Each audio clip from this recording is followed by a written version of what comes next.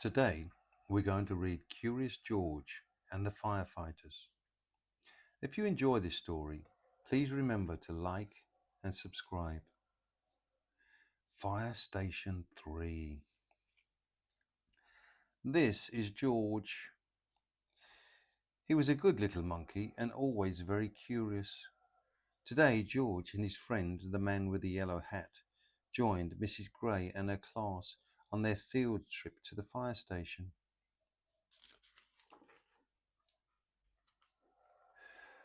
The fire chief was waiting for them right next to the big red fire truck.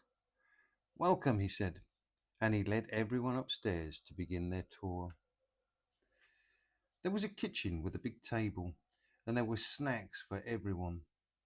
The fire chief told them all about being a firefighter. George tried very hard to pay attention, but there were so many things for a little monkey to explore, like that shiny pole in the corner. Where did that pole go? George was curious.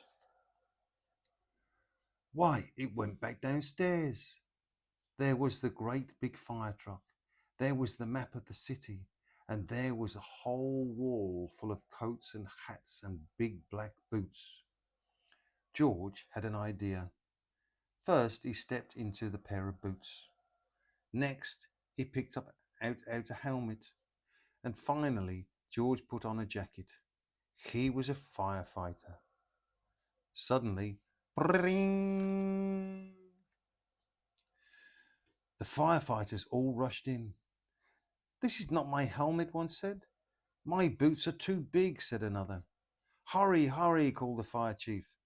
A bright red light on the map of the city told him just where the fire was. There was no time to waste. One by one, the firefighters jumped into the fire truck, and so did George. The fire truck with all the firefighters sped out of the firehouse, and so did George.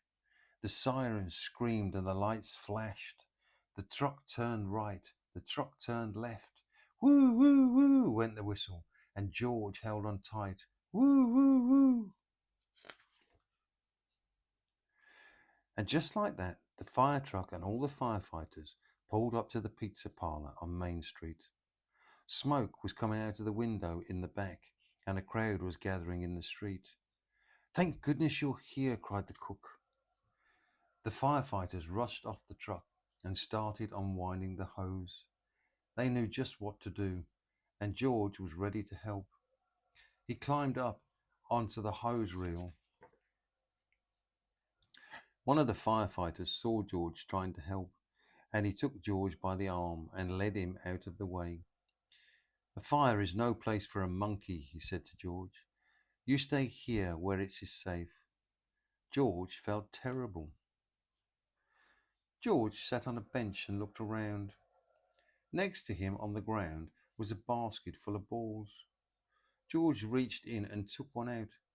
It fit in his hands just right, like the apple he'd had for a snack. A little girl was watching George. He tried to give her the ball, but she was too frightened. George took another ball and another. "Look," a boy said, "that monkey's juggling." The boy took a ball from the cage and tossed it at George, but it went too high. George climbed up onto the fire truck to get it. Now George had 4 balls to juggle. He threw the balls higher and higher. He juggled with his hands. He juggled with his feet. He could do all kinds of tricks. The boy threw another ball to George. George threw the ball back to the boy. The little girl reached down and picked up a ball too. Soon all the children were throwing and catching back and forth. The fire chief came to tell everyone that the fire was out. Just then the little girl laughed and said, "Look, Mummy, a fire monkey." "Hey," called the fire chief, "what are you doing up there?" "What a wonderful idea," the little girl's mother said to the fire chief. "Bringing this brave little monkey to help children when they're frightened." "Oh, said the fire chief. Well, thank you. Before long, the fire truck was back at the firehouse, where the family's familiar voice called George. It was the man with the yellow hat. This little monkey had quite an adventure, said one of the firefighters. Is everyone all right? Asked Mrs. Gray.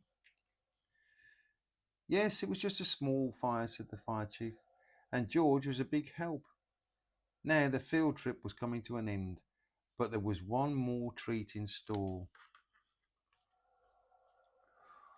All the children got to take a ride along the neighborhood on the shiny red fire truck, and they each got their very own fire helmet, even George, and it was just the right size for a brave little monkey.